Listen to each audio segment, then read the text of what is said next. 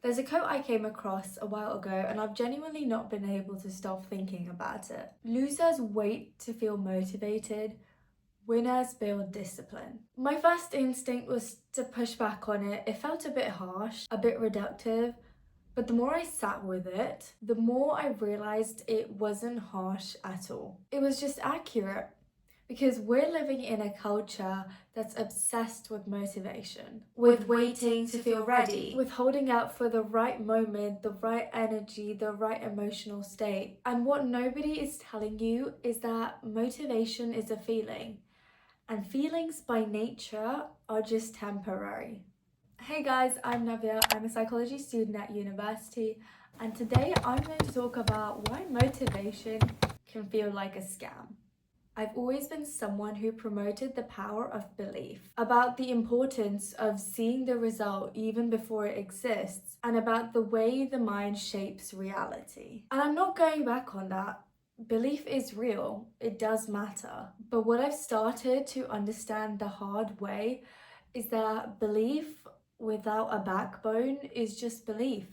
It's just comfort dressed as ambition. Because here's what I've noticed. Most people who are stuck aren't stuck because they don't believe in themselves. They believe deeply and genuinely. They have the vision, the dream, the desire, the entire mental movie of the life they want. What they don't have is a system that functions when that feeling disappears.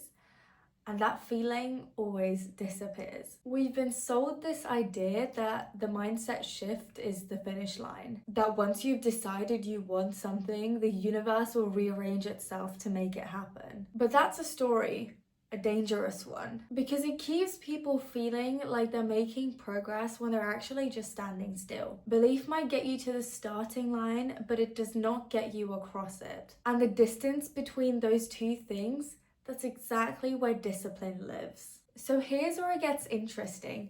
This isn't just a mindset take. There is a neurological reason why motivation keeps failing you. And once you actually understand the mechanism, the entire picture changes. Your brain has a structure called the basal ganglia. It's one of the oldest and deepest parts of the brain, and its entire job is to automate behavior. What it does is this: when you repeat an action consistently, same context, same time, same sequence of events, the basal ganglia starts to encode that behavior as a single unit. Neuroscientists call this chunking. What was once a deliberate, effortful, and conscious decision starts to run almost automatically, like a program that launches itself. This is the habit loop, and it has three components: a cue, which is the trigger that tells your brain that a behavior is about to happen, a routine, which is the behavior itself, and a reward, which is what your brain receives at the end, and which is the reason it remembers the sequence and wants to repeat it. But here's the critical thing: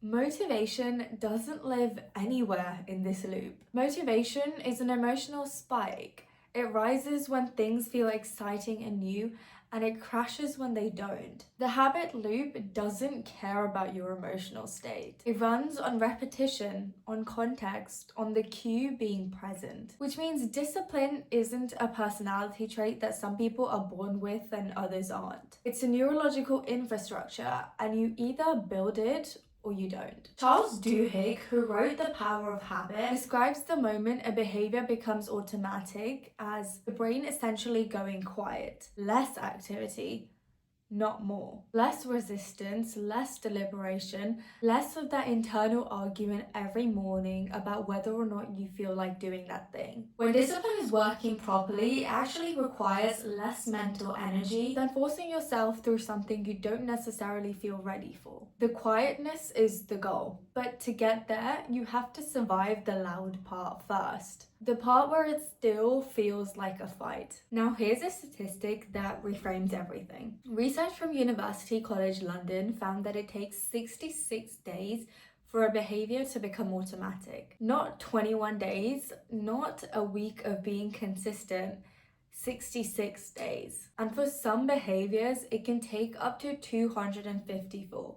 So when you fall off after 2 weeks and decide that discipline is just not for you, that you're not the kind of person who follows through, that's not a character flaw.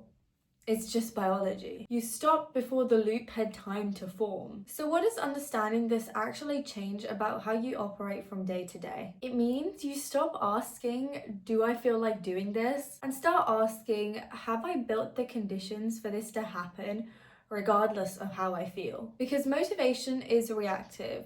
It responds to results, to mood, to circumstance. Discipline is structural, and the structure has to be designed intentionally because it will not build itself. There's a concept called implementation intentions developed by psychologist Peter Gollwitzer, and the research behind it is quite interesting. When people replace vague intentions like I'm going to work on my project this week with specific if-then plans, like I will sit at my desk on Monday, Wednesday and Friday and work at this for an hour, they become 2 times more likely to follow through. The reason is simple. You've already done the deliberation. In the moment, there's nothing left to negotiate with yourself. The decision was made in advance, and all you have to do is honor it. There's also a strategy called temptation bundling by behavioral economist Katie Milkman, where you essentially pair a task of something you need to do with something you genuinely enjoy. That way, the reward is built into the routine from the start, rather than something abstract waiting at the end. For example, you only listen to the playlist you love when you're working on the thing you keep avoiding. Or you only get the coffee once you've sat down and opened your document. It sounds small, but what you're doing is hacking the rewards section of your habit loop deliberately, rather than waiting for it to feel rewarding on its own.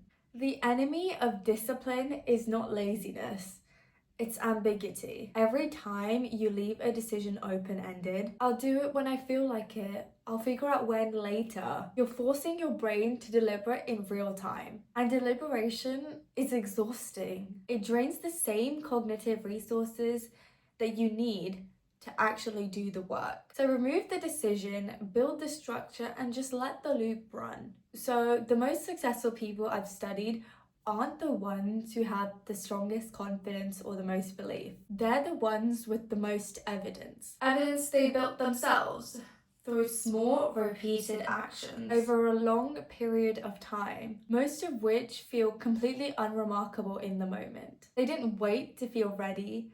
They started when they were uncertain and uncomfortable, and they built their certainty through the record of having shown up over and over again, even when nothing felt like it was working. Motivation will show up for you sometimes. When the momentum is building, when the results are appearing, when you're having a good week, it will be there and it will feel incredible. But it's not the foundation, it's the bonus. And discipline is just a habit loop that you chose to build before you felt like building it.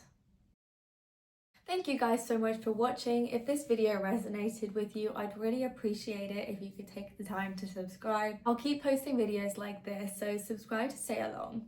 I'll see you next week. Bye!